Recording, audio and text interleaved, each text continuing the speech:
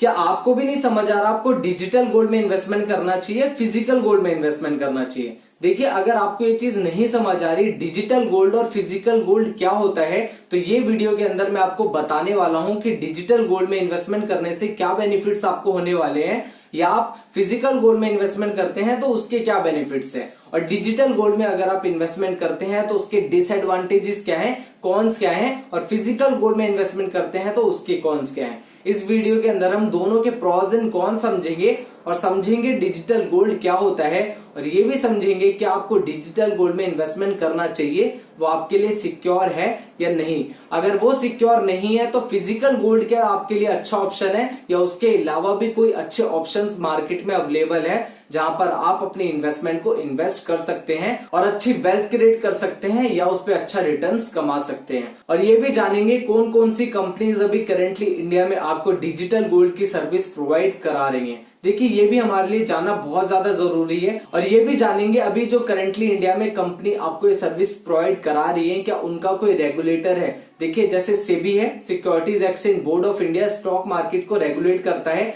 और आरबीआई है जो बैंक्स को रेगुलेट करता है, वैसे ही क्या डिजिटल गोल्ड को भी कोई रेगुलेट करने वाला है या नहीं है। So hello friends, my name is Vishal, this is my YouTube channel the unity creators. Here we learn about basic education, business or personal finance content. So let's get started.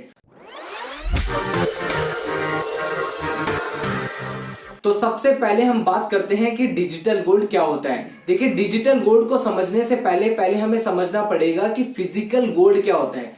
देखिए, physical gold वो होता है जो आप market से purchase करते हैं, jewellers की शॉप पे जब आप जाते हैं, वहां से आप जो गोल्ड परचेस करते हैं और अपने घर में रखते हैं या लॉकर में रखते हैं, उसको कहते हैं हम फिजिकल गोल्ड, और जिसकी value time to time increase होती जाती है। ऐसा इसलिए होता है क्योंकि जो उसकी सप्लाई है वो लिमिटेड है और जो डिमांड है वो बढ़ती जा रही है। देखिए, कभी भी अगर किसी भी चीज की डिमांड बढ़ती जाएगी और सप्लाई उसकी लिमिटेड रहेगी, तो उसका जो प्राइस है वो अपने आप इंक्रीज होता जाएगा टाइम टू टाइम।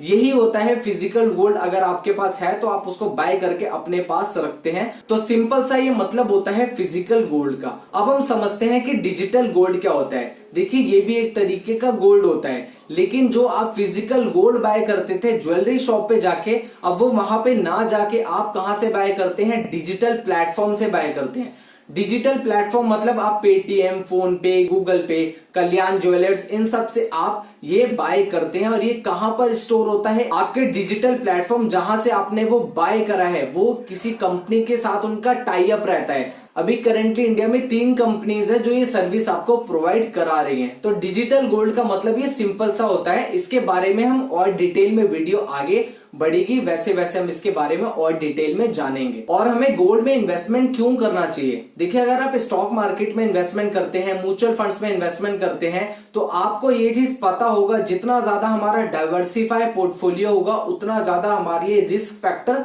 कम हो जाता है। तो गोल्ड में इन्वेस्टमेंट करना इसलिए भी जरूरी है। और गोल्ड एक ऐसा ऑप्शन है जहां से आपको बहुत अच्छे रेट ऑफ इंटरेस्ट भी मिलते हैं। अब वो भी मैं आपको यहाँ पे एग्जांपल के साथ बताता हूँ।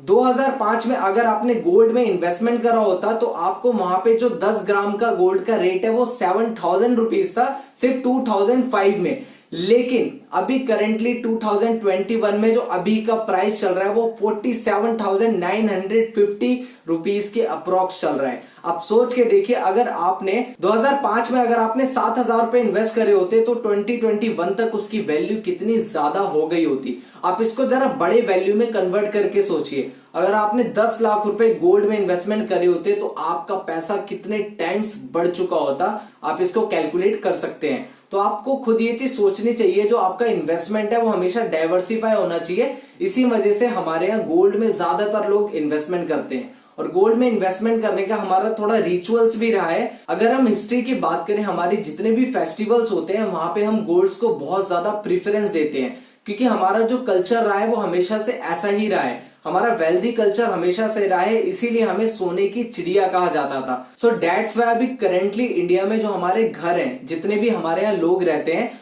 24,000 टन उनके पास गोल्ड है। कितना? 24,000 टन।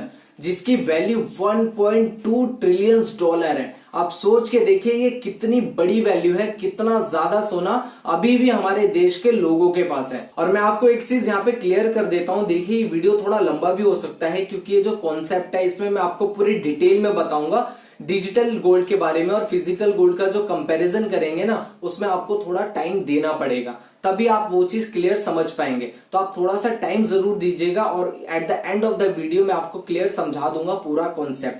तो अब हम बात करते हैं दोनों के बीच में डिफरेंस क्या है, डिजिटल गोल्ड और फिजिकल गोल्ड में क्या डिफरेंसेस है, प्रॉस एंड कॉन्स भी देखेंगे और किस में आपको इन्वेस्टमेंट करना चाहिए वो भी देखेंगे। और जो हम पॉइंट्स देखेंगे वो पैरामीटर्स के साथ देखेंगे। इसका मतलब क्या है, जो मैं आपको पॉइंट बाय पॉइंट बताऊंगा वो मैं पैरामीटर्स के साथ बताऊंगा। पैरामीटर्स मतलब पहले हम सेफ्टी पैरामीटर्स देखेंगे, फिर प्राइस पैरामीटर्स देखेंगे, फिर स्टोरेज पैरामीटर्स देखेंगे। तो पैरामीटर्स के साथ साथ मैं आपको सारे पॉइंट क्लियर करूंगा दोनों के, डिजिटल गोल्ड और फिजिकल गोल्ड के। तो हमारा जो फर्स्ट पैरामीटर है वो है सेफ्टी। देखिए कहीं ना कहीं सेफ्टी में डिजिटल गोल्ड फिजिकल गोल्ड से पीछे हो जाता है। ऐसा इसलिए है क्योंकि डिजिटल गोल्ड को अभी कोई भी रेगुलेट नहीं कर रहा है। देखिए जैसा मैंने आपको शुरू में बताया, स्टॉक मार्केट को सेबी हैंडल करता है, आरबीआई बैंक्स को हैंडल करता है, लेकिन डिजिटल गोल्ड को अभी कोई हैंडल नहीं कर रहा है। तो इसीलिए सेफ्टी पैरामीटर्स में नीचे आ जाता है। लेकिन फिजिकल गोल्ड की बात करें, जब आप फिजिकल गोल्ड बाय करते हैं तो उसका जो सेफ्टी पैरामीटर्स है ना वो आपके हाथ में रहता है,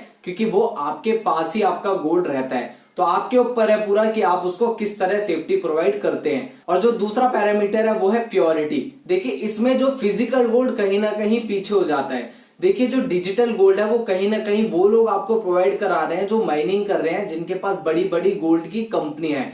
तो वो आपको 24 कैरेट गोल्ड भी देते हैं और 99.99% आपको प्योर गोल्ड प्रोवाइड कराते हैं। लेकिन जो फिजिकल गोल्ड आप बाय करते हैं ज्वेलरी शॉप से, वो आपको मैक्सिमम टाइम ना आपको प्योर गोल्ड नहीं दे पाते, 24 कैरेट गोल्ड नहीं दे पाते। तो उसका फिजिकल गोल्ड का ये डिसएडवांटेज है। अब प्राइस पैरामीटर पे देखते हैं। देखिए इसमें भी कहीं ना कहीं जो फिजिकल गोल्ड होता है वो डिजिटल गोल्ड से पीछे हो जाता है। ऐसा इसलिए जो डिजिटल गोल्ड का प्राइस है वो अक्रॉस दी कंट्री सेम रहता है, वो वेरी नहीं करता है। लेकिन जो फिजिकल गोल्ड का प्राइस है वो across the country state by state, city bye city change करता रहता है, क्योंकि वहां पे जो ज्वेलरी शॉप्स होते हैं वो अलग अलग उनके अपने अपने प्राइसेस होते हैं। डेट्स बाय वो थोड़ी इंप्योरिटीज अगर कोई ऐड करता है उसमें तो उसका प्राइस अपने आप नीचे हो जाता है, और कोई अच्छा क्वालिटी का आपको गोल्ड दे रहा है तो उसका प्राइस अपने आप ऊपर हो जाता है। तो इसमें भी कहीं ना कहीं फिजिकल गोल्ड डिजिटल गोल्ड से पीछे हो जाता है। अब बात करते हैं कॉस्ट पैरामीटर की। कॉस्ट पैरामीटर पे भी जो फिजिकल गोल्ड है वो कहीं ना कहीं डिजिटल गोल्ड से पीछे रहता है। ऐसा इसलिए जो डिजिटल गोल्ड है उसमें आप 3% जीएसटी देते हैं, लेकिन आप 3 to 6% उस पे स्प्रेड कॉस्ट देते हैं। स्प्रेड कॉस्ट मतलब जिस भी कंपनी से आप वो गोल्ड बाय कर रहे हैं वो स्पेशली जो आपका गोल्ड रहता है वो वॉल्ट्स में स्टोर करके रखते हैं, तिजोरी में स्टोर करके रखते हैं सेफ्टी के लिए, और वो एकदम 100% सेफ रहता है। और साथ में उसका इंश्योरेंस भी रहता है और उनके कुछ फीस चार्जेस भी होते हैं। तो ये ओवरऑल जो कॉस्टिंग पड़ती है आपको ये 12 से 11% की पड़ती है।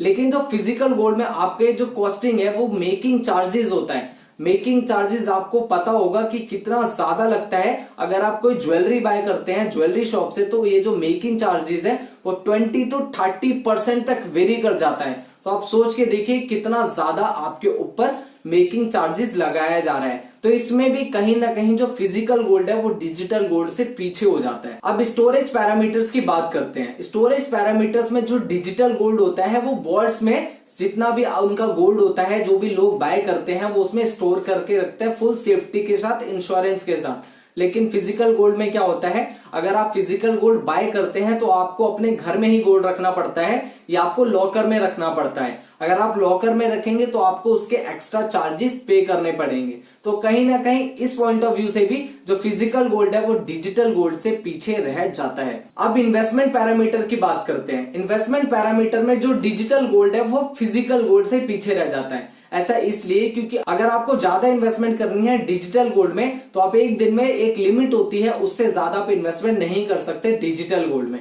लेकिन फिजिकल गोल्ड के साथ ऐसा नहीं है। आप एक दिन में मैक्सिमम अगर आपके पास ज्यादा पैसा है तो आप वहां पे वो इन्वेस्टमेंट कर सकते हैं। तो कहीं ना कहीं जो फिजिकल गोल्ड है वो डिजिटल गोल्ड से इस सेगमेंट में आगे हो जाता है। अब बात करते हैं लिक्विडिटी पैरामीटर्स की। देखिए लिक्विडिटी पैरामीटर्स पे अगर देखा जाए डिजिटल गोल्ड और फिजिकल गोल्ड तो दोनों मुझे सेम लगते हैं। ऐसा इसलिए क्योंकि गोल्ड की जो डिमांड है ना वो काफी ज्यादा है और सप्लाई कम है। अब डिमांड ज्यादा होने के कारण चाहे आपके पास डिजिटल प्लेटफॉर्म पे गोल्ड अवेलेबल हो चाहे फिजिकल प्लेटफॉर्म पे गोल्ड अवेलेबल हो, आपसे कोई भी इजीली बाय कर सकता है। तो यहाँ पे मैं दोनों को सेम नंबर दूंगा, ये दोनों सेम पैरामीटर्स में आते हैं। अब बात करते हैं लोन पैरामीटर्स पे। देखिए अगर आपको कोई लोन चाहिए, आपके पास एक जगह फिजिकल गोल्ड है और एक जगह डिजिटल गोल्ड है, तो यहाँ पे क्या होगा, जो डिजिटल गोल्ड है हो सकता है बैंक आपको लोन ना प्रोवाइड कराए आपके डिजिटल गोल्ड होने पर, लेकिन अगर आपके पास फिजिकल गोल्ड है तो आप किसी को भी वो गोल्ड देके, चाहे वो बैंक हो चाहे वो कोई ज्वेलरी वाला हो चाहे वो कोई इंडिविजुअल पर्सन हो, वो आपको वहां पे आपका पैसा दे सकता है उस गोल्ड के बराबर।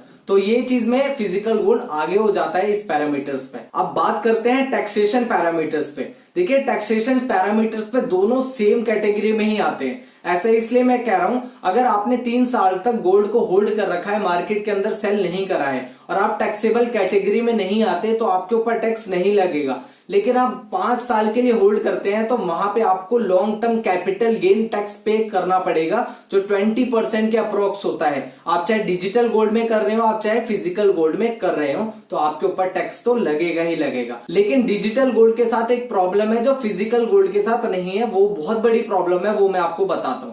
देखिए जो फिजिकल गोल्ड है आपकी मर्जी, आप उसको बेचना चाहते हैं या नहीं बेचना चाहते, लेकिन जो डिजिटल गोल्ड है वो आपको 5 साल के बाद बेचना ही पड़ेगा, क्योंकि जो उसका टाइम लिमिट है मैक्सिमम वो 5 साल का ही है। तो आपके ऊपर वहां पे टैक्स लगेगा ही लगेगा, लेकिन डिजिटल गोल्ड में लगेगा लेकिन फिजिकल गोल्ड में नहीं लगेगा, क्योंकि आपकी मर्जी है आपको उसको बेचना है या अपनी जो फ्यूचर जनरेशन है उनको वो पास ऑन करना है। अब बात करते हैं हमारे लास्ट पैरामीटर पे। जो हमारा लास्ट पैरामीटर है, जो मैंने आपको लास्ट पॉइंट बताया ना, वही वो पॉइंट में से है। देखिए लास्ट पैरामीटर हमारे लिए जानना इसलिए जरूरी है, अगर आप डिजिटल गोल्ड बाय करते हैं और आपको नहीं पता आपकी जो टाइम लिमिट है उसमें वो भी सेट हो रखी है, आप उससे ज्यादा वहां पे नहीं इन्वेस्टमेंट कर सकते, उसके बाद आपको दोबारा से रीस्टार्ट करना पड़ेगा। तो ये चीज आपको पता होना चाहिए। तो ये बेनिफिट फिजिकल गोल्ड में होता है कि वहां पे आपकी कोई टाइम लिमिट नहीं है, आपने एक बार बाय कर लिया, आपको दोबारा सेल करने की जरूरत नहीं है, जब तक आपकी पर्सनल चॉइस ना हो,